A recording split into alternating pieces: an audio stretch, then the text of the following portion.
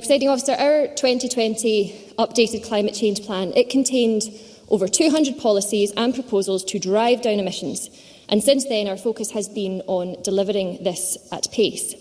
Now we're developing our next full plan with a draft due in Parliament by the end of this year, covering the period to 2040, and the goal to, by then, have driven emissions down by 90% on 1999 baseline.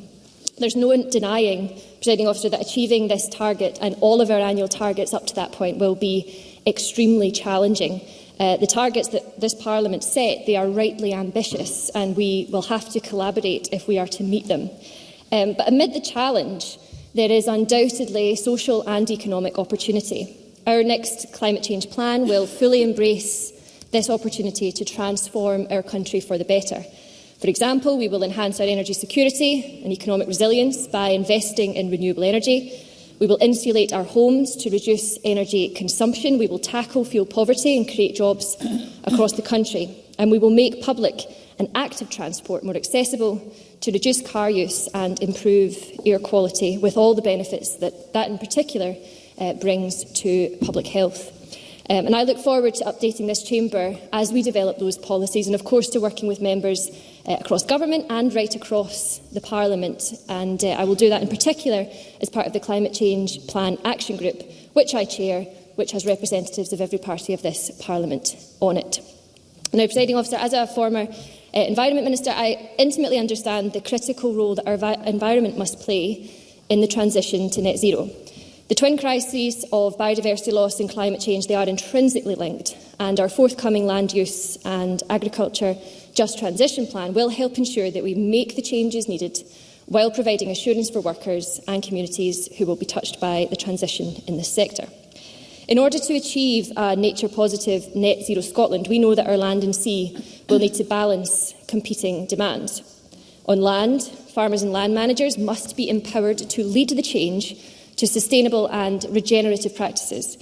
We also need to increase tree cover and restore habitats, including through the £250 million that we've committed to invest in restoring 250,000 hectares of peatland by 2030.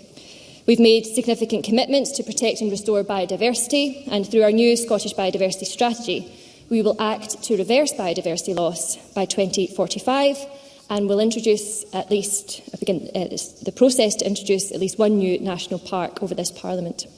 At sea, we will develop our new National Marine Plan to manage resources and enhance the marine environment, and I'll take the opportunity to build just transition principles into this.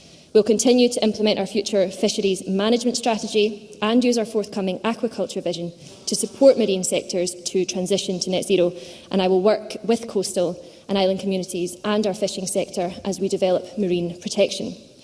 We understand, how could we not, that these challenges will not be easy to achieve, but developed with communities, I believe they can result in a better quality of life, fair work, resilient rural, coastal and island communities, and a better natural environment for future generations. Now, Presiding Officer, I mentioned our Land and Agriculture Just Transition Plan. In the next year, we will have published 4 draft sectoral Just Transition Plans, that for land use and agriculture, one for buildings and construction, and for transport, alongside the finalised Energy Strategy and Just Transition Plan, which was published in draft in January. We're also committed to developing a Just Transition Plan for the Grangemouth Energy Cluster in 2024 to provide clarity and support to workers and the community during this period of transformation. Our plans will be informed by the Just Transition Commission, by businesses, communities, workers and their trade unions across Scotland, and by those, crucially, who are most impacted, including those who have experience of discrimination, poverty and wider inequalities.